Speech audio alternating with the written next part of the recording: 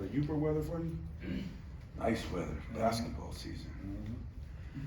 Well, you know, it's not often that you get a big week of basketball with both conference and non-conference, and this conference game, you know, we've had a good start. In fact, we've had a great start. If 7 games is considered a start. But the schedule has been good. The schedule has given us some time in between games. I give Kevin Pulga credit on that. He's done a great job so that we've been able to prepare for teams and yet work on what we weren't as good at. I think it's helped us. Jeremy's been tremendous. We've gotten good leadership and production out of our captains in general with Jeremy, Jackson, Carson, and Cullen. I don't think there's any question that that's been maybe the secret sauce to this team, is that I've got veteran guys, juniors and seniors, that have shown their leadership to the young guys. We still need to get more out of our shooting guard spot. No secret about that. I've made no secret about that. But I do think we're making some progress in it. This week's going to be huge for us because it's our first conference game, you know, and 4 or 5 years ago, whenever that changed, that makes it more taxing on us. You play those 3 or 4 big games like we do every year, and then you add 2 conference games. That's all of a sudden 6 games in a month, and we have to be able to handle that. On Iowa, we get a team that is unlike most teams that have lost a ton of players. More like Indiana, I guess, in football. Iowa is a very good team, and you know, Ben McCollum has been a great coach at Drake, not a good coach. His winning percentages off the charts, maybe one of the best in the country. And in saying that, he's taken a lot of that team with him, including Sturts, its best player, who was player of the year, in that league. So even though there was a lot of turnover with Sturts, who's averaging 19 points a game, that's a pretty good piece. That comes as a senior that already knows the system, and the other 4 or 5 guys already know the system too. Have a couple of really good shooters besides him. They're leading the league in field goal shooting at 53%, and they have been very good defensively, leading the conference 61 points a game. So they've kind of done it on both ends. They've done it with some quality, I think, performances. They've done it with some depth. Maybe the only place that there's not a lot of depth is with Sturts at the point. He's playing 39 to 40 minutes a game. But I've been very impressed. Now, I was impressed for a couple of years watching Drake play, so it's not that it's any secret. But they've done a damn good job. They played some pretty good people, and I think it'll be a tough game. So, questions, I'll take them on this. Hey Tom, you joked with us a couple weeks ago after Arkansas. We were down in the auxiliary gym, and you looked up and said you don't get any banners for what's been happening with the success. But I am curious, with the run you've been on, this early success, what do you get from that? What value do you get from this experience? Boy, good question, because the value I get is keep reinforcing that relationships matter, that I think experience matters, and I think continuity matters. And for me, it's worked so far, and it's worked against some good teams. I also told you that it would take till the middle of December to figure out where we were and where other teams were. In other words, when you have a big win over a Kentucky team, you automatically put your team, at least our fans do, at a different level. Kentucky had a lot of turnover, a lot of changes, a lot of guys that come in. Did that help? Did it hurt them? Will it help? Will it hurt them? Are they going to get better playing together as time goes on? Who do they play? They play North Carolina, I think, Tuesday night also. Those are the unknowns of some are going to benefit and some I think are going to fall. And so I think what it did for me is, what am I looking for here more than anything is consistency. I want to consistently be able to put a product on the floor that people respect and people enjoy, and I think I enjoy this team so far. I really do. I enjoy how hard they play. I enjoy that. I think my staff has done an incredible job because we've had a little time between each game. And what that has done for the most part is given us an opportunity to be mature about things. Example, last week we played it like an NCAA tournament. We said we want to win the weekend because it was the first time we had 1 day prep. We had East Carolina and then we had North Carolina. And we had 1 day in between. And so on Saturday, we did like we do in the NCAA tournament when we have 4 or 5 days. We prep for both teams on Saturday. We did a little work on East Carolina. We did a little work on North Carolina. Now that doesn't always work if you don't have a mature team. They don't realize what you've done in the tournament. The first time I said this to the media, I was looking by the first game. I'm not. I just know where we are and what I'm expecting of this team. And winning 1 game in the NCAA tournament does nothing for me. So I learned through some other great coaches that it's about winning the weekend and advancing. Well, we just used that as a little bit of a let's do a little NCAA work here. So we talked about this is what we do here for you new guys. We try to win the weekend, and so we have to prepare for more than 1 team because in 1 day prep, you're not going to be able to prepare. And I thought that worked real well, and I give my staff a lot of credit for that. But I give my team credit, especially those 4 upperclassmen that have been through the ropes and understood what we were doing. So that was the biggest benefit I think that I've gotten out of that, seeing that it still does work and that you can do some different things with a team that has some veterans and some maturity around, and maybe other people can do it with teams that don't. I just know what I'm doing. Right, thanks so much. A ton of season left, you barely even started this thing. But, has your team surprised you at all yet? I mean, 7-0 is 7-0. Yeah, I mean, when you lay there in the summer and you say, wow, I get Arkansas, a friend of mine, John Calipari, I get Duke, I get North Carolina, I get Kentucky, we're all human and we all look at things like that and hey, it doesn't mean teams like Colgate or like Oakland coming up, teams that are very good and play you that don't have those big names. So I thought, wow, this is gonna be fun. That was in June and July and August. And then September comes and you say, what the hell did you do? And then you put down, like I do every year, I put down a plus and a minus schedule record. What do I think if we're really good? What do I think if we're just good? And where are we at? Well, none of those would have had us winning all 3 of those big games and still surviving the others because of the ups and downs. And so am I surprised? I'm surprised mostly by, how we're playing. We're actually shooting the ball way better than last year, even though it's not good enough yet. We are defending as good or better. We're rebounding better. I think we've gotten some real progress out of our 2 bigs. And those guys have really, really helped Cam and Jesse. This is the ultimate team part of it. They've really helped those 2 guys. I think Jeremy has taken serious strides, and that means that when your quarterback does, it's better for everybody. And then, with Cohen, he still does a lot of great things and he's still getting better. So that leads us to those 2 guards. And again, we've made we haven't hidden behind anything, but with Cam and Jordan as the young guys, it's up to now that we go from good to great when our guards get a little better on both ends of the court. And that's the time it's going to take to do that. So am I surprised?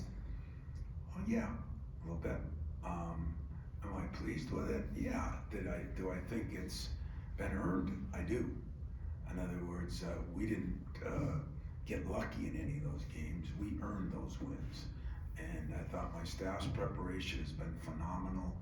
And like Doug Wojcik said, the difference too is you can prepare as a staff, you can teach it as a coach or a teacher, but it has to be received and then executed by the real people that are playing the game, because it's not the coach.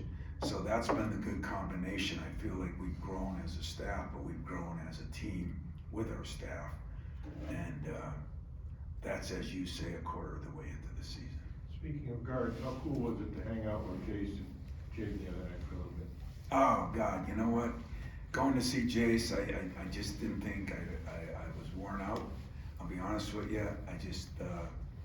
I wanted to see him. His mom and dad came to our game in Florida, and you know, when you're not playing as much, although he just had 18 a couple nights earlier. But I wanted to go down and support him because I knew I wouldn't be able to very often. How often does Orlando come to Detroit? And then the frosting on the cake is I took my son, so we got to sit there and watch. And then Jaden called him on the way down, asked him if he'd be going to the game, and he said yes. So got to sit the first half with my son and the second half with Jaden. And Jaden was so good. He was so good. You know, he's doing an unbelievable job with their G League team. But he was so good talking about our team and what he sees and I said, hell, you can coach my team. And so I really, you know, I was tired. I went down there for a purpose, and I got a lot more out of it than that original purpose. Being there with Jaden was sort of priceless, because I think of all he went through, and I felt like he felt it was worth it, and I definitely felt it was worth it. So it was pretty cool.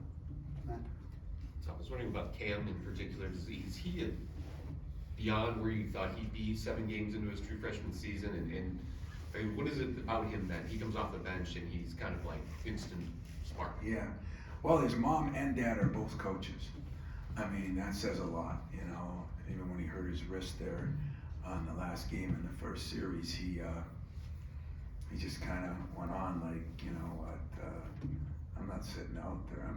This is, you know, my dad would have me playing, you know, and so that was refreshing. The second thing is he's got toughness and smarts, and that's a hell of a combination. You know, a lot of times the toughest guys aren't the smartest guys.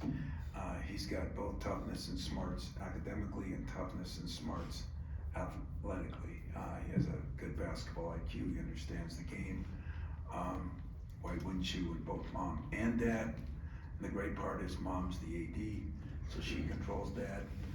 So it's a hell of a family situation. But yeah, I just love the fact, and what should get talked about, you know, I think Sadi and Doug have done a good job with our post guys, but what should get talked about is Coop and Jackson. They love that kid, and they brought him along and mentored him. And a player-coach team, as I always say, is better than a coach-coach. When a player is taking the time to mentor, and the young guy is saying, I'm listening to that player, special things happen, and that's kind of what's been happening for him so far.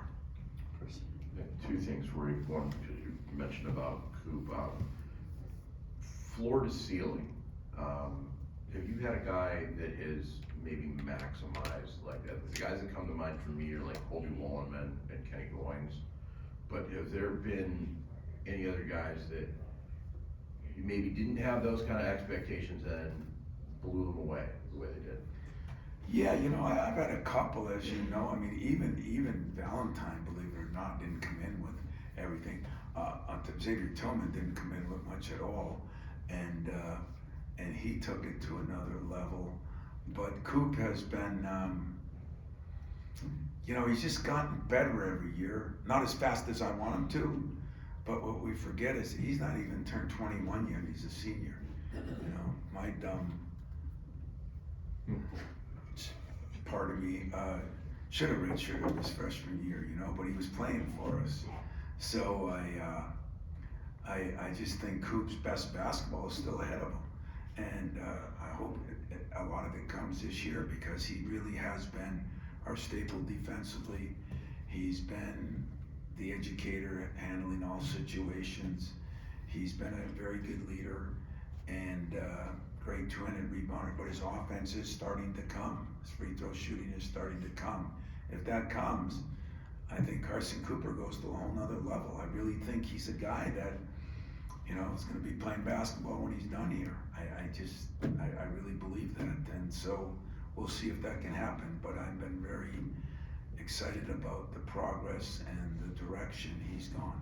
Second thing I wanted to ask you to was, not to give KP a big head, but the way the schedule's structured.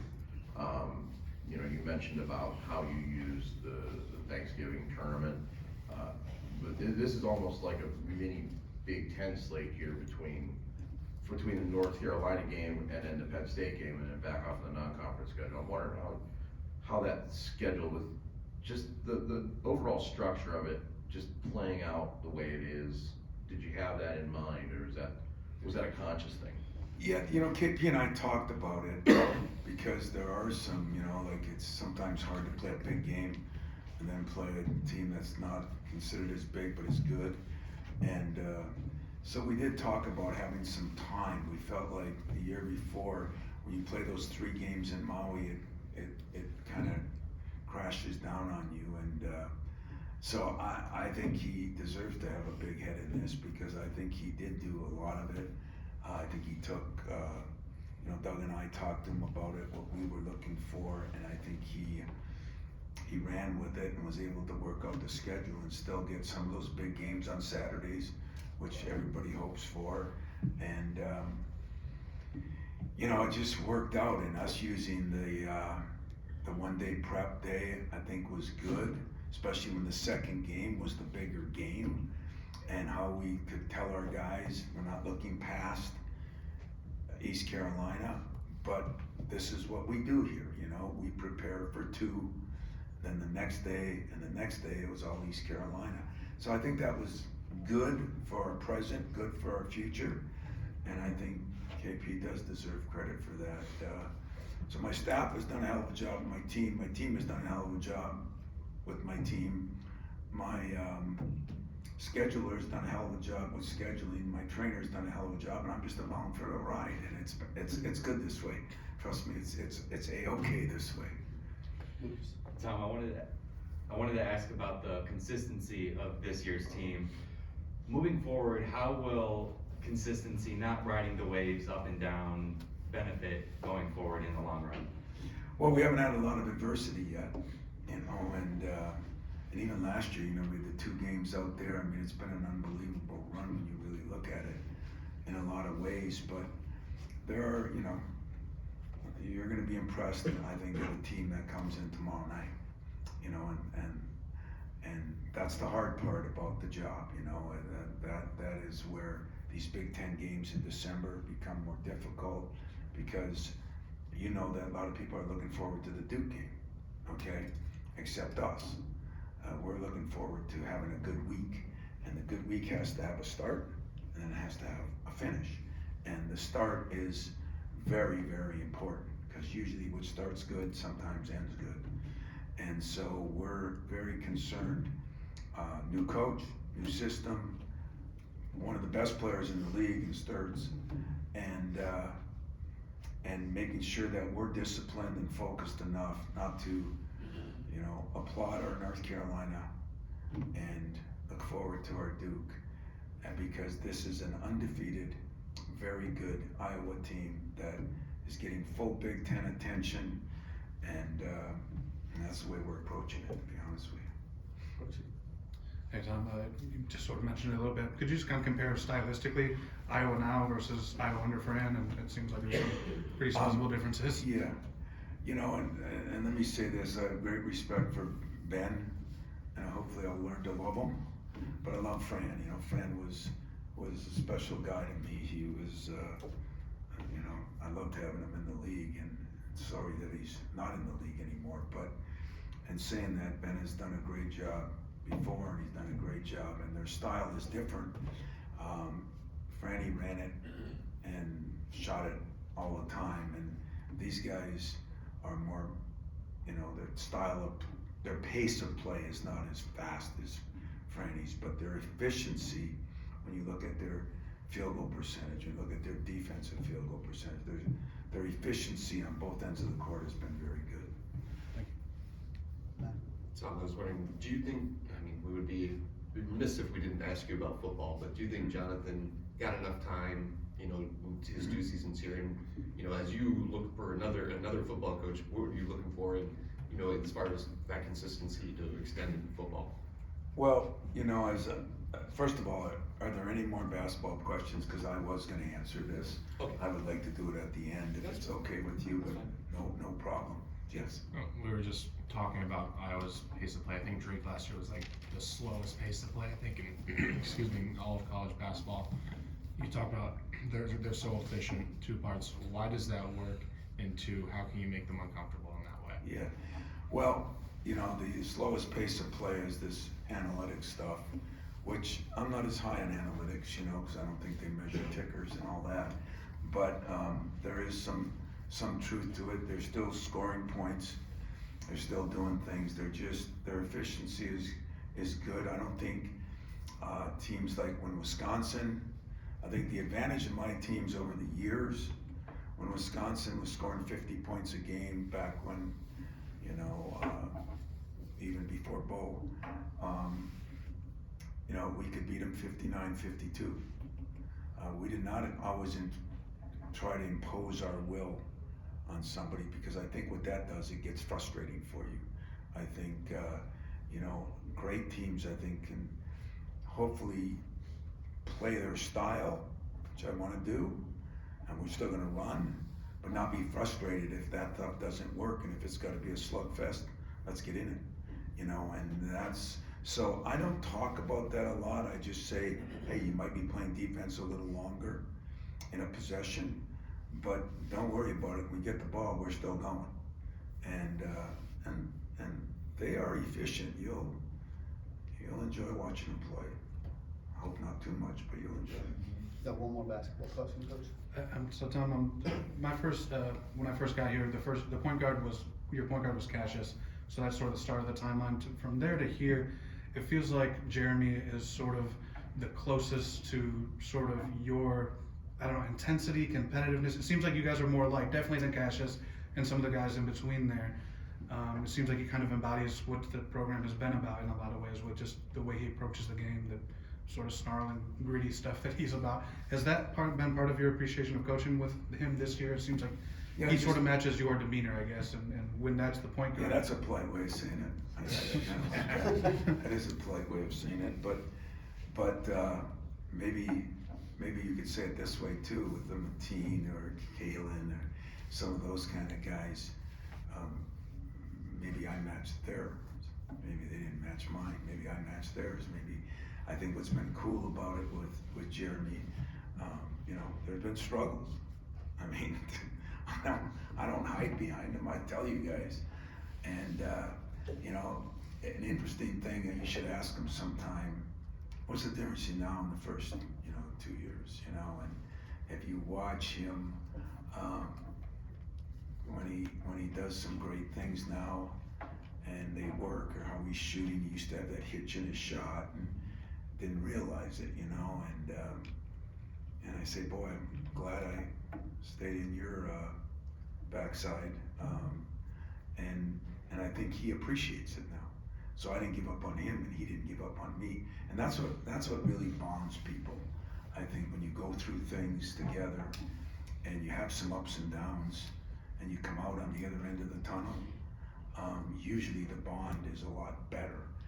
He walked in my office this morning, and I just said, I'm proud of what you did in practice yesterday, and because he started out kind of sluggish, and I jumped him, and he responded, and he knows I want what's best for him. I know he wants to do what's best and help us win and help him become better. And once you get to that, and it'll have it's not perfect yet. It'll have its moments, but deep down now, I've always got a level to bring him to and say, hey, this is what we did when we did it together. And so I've been really pleased. He is a leader. He's not afraid of his own voice. He's gotten in better shape. That was a problem last year, along with having a summer almost off. So he's improving and we're improving, and that's really the way it's been here since that tall guy named Magic, you know, I mean, when we had good point guards, you know, when Skiles was here, when Steve Smith was here, I mean, you know, it goes on, the Eric Snows of the world, and then of course Mateen was my era, and you know, Jeremy has some of those same qualities, you know. It's now getting the consistency that Mateen had his last couple of years, you know, it's that consistency where winning was the most important thing. Now you go 20, 25 years later, when everything has changed in the world, it's hard for players to be that way too, but I'm gonna coach him to be that way because that guy was pretty successful, not only for the team, but for himself. And I think Jeremy has some parts of him that can be every bit of that, and we'll see if that can continue. That sort of fiery demeanor, though, does that add a little more when he's playing? There's a basketball part, but when he has that intensity about things, does that just add a little layer on top for you? Oh, 100%. He excites me when he's like that. Now I gotta get him like that 90% of the time. It'll never be 100 when he's good, you know, but it can't be 50, 60, and that's where I think he's really growing. And I think part of it is the conditioning, and part of it is getting through the injury, and part of it is trusting, and all those things. They're all good things, but if we sit here and say there's so many good things, you know, we'll have people like yourselves thinking we're going to be undefeated this year, and that's probably not going to happen. But at the same time, I do like the progress we're making. This will be a big week. You know, it really will, because this conference game is going to be, this is not an easy conference game opener like sometimes you have. And sometimes you have a very difficult conference game opener, but this one is an undefeated team who's well coached. I mean, when you win 82% of your games, it doesn't matter if you're doing it playing tiddlywinks. I mean, he did it in a good conference. He did it consistently, and I think people are going to enjoy the game tomorrow night. So, you know, I would be remiss, and I'm going to say this as politely and as well as I can say it. I hate what's happened to Jonathan Smith. I hate what's happened because things did not go as well as I would like them, but more importantly, things did not go as well as he would like it. I did talk to him every week, talked to him before every game. There are a lot of things that were issues, but a lot of things that were beyond his control. You know, he got the job, it was a tough job, but as head coaches, we understand our responsibility. You know, we understand that everything is not rosy, and we understand because of this demented way we're doing things now, people have always been hired to be fired in these jobs. George Perlis told me that I definitely will be fired when I got the job, and still could happen. But I look at Jonathan and I said, man, I went to his practices. He is a good football mind, and I don't think anybody ever questioned his character's integrity. He always represented us with class. And I think what saddens me the most is these last 2-3 weeks. I mean, everybody knows the UCLA game here was a tough game. We didn't look good. It wasn't a good look in general. But if you don't think Tom Izzo's had a few of those games, I mean, I was down 30 to Memphis at halftime. You know, I mean, we've all gone through it. But what really impressed me is to get yourself off the ground and continue is what we're paid for. But to get your players off the ground to continue, and I did think they competed, whether it be at Indiana, Nebraska. I can think of games, USC, that I think we could have, should have won, and weren't quite as talented, but we could have, should have won. And when you lose a couple of them, as we always say, then you become worse than you are. Sometimes when you win some, you become better than you actually are. And that was what was most impressive. The on-field results weren't what we all hoped and wanted, but speak highly for everyone in that program, because, as I said, I went to practices. I went to every game I could be at. So I was, I don't like the way it's going as far as when you look around the country. It used to be you had 4 or 5 years to turn a program around. It feels like sometimes you have 4 or 5 weeks. And that's a little bit of an exaggeration, but it's tough now. And some of it is because of the portal, some of it's because of the NIL, some of it's because of impatience in general. And but I am saddened by what happened. I understood it. He understood it. I talked to him today. He understood it, which is really important. But doesn't mean we have to like it.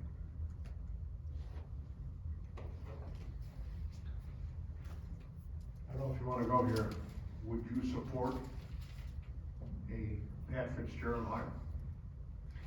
Or can't you say that? Oh, I can say anything I want to say, I guess. I'm not sure it matters, but I could support whoever they put in front of me. I really mean that, because I think they'll do their due diligence and try to come up with the best fit for our program. And so, you know, I do know Pat a little bit. I know what he's done there. You know, there's so many rumors that come out of these things right off the bat, and I will say this, that I think a lot of things happen quicker than, you know, that's another problem. I was talking to a coach, a great football, retired coach today, and he talked about an antiquated calendar. You know, the calendar creates problems for us, what we've got to do and what sequence of events you do them in. And was this a surprise? I think sort of. Was it a total surprise? I don't think it was. Who they hire, I mean, it's a crazy world out there right now. If you look at, I just saw where another, Kentucky, that they fire a guy this morning. So I mean, this stuff is happening at a incredible rate. And one thing I am is I'm a team guy. I mean, I don't care who they get and who they hire. I'm gonna be supportive of that person. I'm hoping that we get somebody that fits us and fits our program, because the players that are here deserve that, the fans that are here deserve that, the people in the athletic department deserve it, because I'll say this till the day I leave this place, I can do a lot of things here. Stacy Slobotnik, talked to her this morning, she's done more than I have, if you really look at what she's accomplished. You know, Adam is doing incredible things. Our volleyball has been incredible. Our soccer has been incredible. It just doesn't match up to football. We put them all together, and we probably are as important as half of a football program. And that's not insulting, that's not demeaning to the rest of us. That's, as my son would say, those are facts. And so I think it is very important that we get somebody that we think can take this program to where it's been before, and can we get it back there on a consistent basis. But you can't blame Jonathan for all that, because he got the job. It was some tough situations that we were going through. Tom, I find it interesting, you said you spoke with him today, so these things aren't transactional. And then when you talk about the way things are in this new era, what advice can you give to a fan base that's transitioning? You know, what I don't like about you is you always ask deep, because of your profession, deep, sophisticated questions that are hard to answer in one word. But I will say this, I hope our fan base acts like I'd like us to be, and that's supportive of our school, of our teams. I get the whole deal. I understand the whole deal. I know what winning's all about. I like following a winning program myself, you know. But I just want you to know, I went to hockey games when we weren't as good. I've gone to volleyball games when we weren't as good. I've gone to football games when we weren't as good. And I have to go to basketball games when we're not as good sometimes. So I've been there and done that. And I would tell the fans that, you know, we went through a tough few years, not just in football and everything. And the old adage, my father used to use it, but many people use it, you know, what doesn't kill you is gonna make you stronger. And if we can rally together, there's one thing that I've learned, and what I love about this place is, you know, together we stand, divided we fall, you know, and we need everybody to support that, because if football's better, we're all better. And I think that's what I'd ask our fan base. Have some faith. I know it's been a little rocky, but have some faith. And it's important to me, if they care about me, if they care about Stacy Slobotnik, people that have been here 25, 30 years or more, we're gonna be supportive, so I hope they would be. Thank you, Tom. Tom, I know you're real busy with the game on Tuesday, your day job as basketball coach, you got your hands full with that one. But you've also taken time in the past to mentor football players here and there, and talk to them, and when they've had decisions and so forth. I know you're busy this week, but in this time of transition, by any chance, would you reach out to football players or have a statement to them about sticking with it, because they're gonna be leaving here Friday or so, to go home and so forth for winter break, in terms of sticking with the program, or just any message to them at all? Either broad-based or to individuals and so Yeah. forth, do you have time for that? Well, mine would be broad-based right now. As you have said, I have had players in my office because I believe in the place, and I believe what sticking with something can do for you. I do understand the problems too. And I would just say this, that if you came here for the right reasons, you know, there's a reason I haven't left, because I'm here for the right reasons. It wasn't the money, it wasn't that the program was maybe so successful. It was to try to build something with a group of people in an environment that I think is blue collar and about what's right in the world. And the grass is not always greener, you know, and I look at what's happened down at LSU and Ole Miss, and it was all over the TV today, so I had no choice but to watch it. And when I looked at it, I don't hold nothing against Lane Kiffin for leaving. I don't hold anything, but I think we always talk about giving the kids an advantage, and this is good for you since you're in this mold. So what happens to the kids at Ole Miss? Chance to play for a national championship. What happens to the kids at LSU? I'll never forget when Nick Saban first got down there, he said, I don't even leave the state. There's so many players in the state that are dying to come to LSU. Well, maybe there's a bunch there that are dying to come to LSU, and he takes a bunch of players from Ole Miss, and now those guys are out. So maybe in 1 minute they didn't get a chance to win a national championship. That may never come again. The second minute, maybe they're replacing guys that died to be Tigers, and those kids' dreams are broken. And then the final one is maybe they won't win one there. So I just think everybody looks at this so differently than I do. And maybe I'm the one screwed up. But I know there's a couple guys that, you know, I watched Hall play the other day, and I said to myself, you know, I was at one of Jonathan's radio shows, and he was a guest. And I left there and I said, God, I'd like to coach that guy. He impressed the hell out of me. And he might get a call, whether we play Duke, whether we play whoever. Just to say, I know what you're going through, but you've been here for the right reasons. Maybe you can be here another year and lead a new group of people, you know, because that's needed. I learned it's needed. Cooper and Kohler have done an unbelievable job.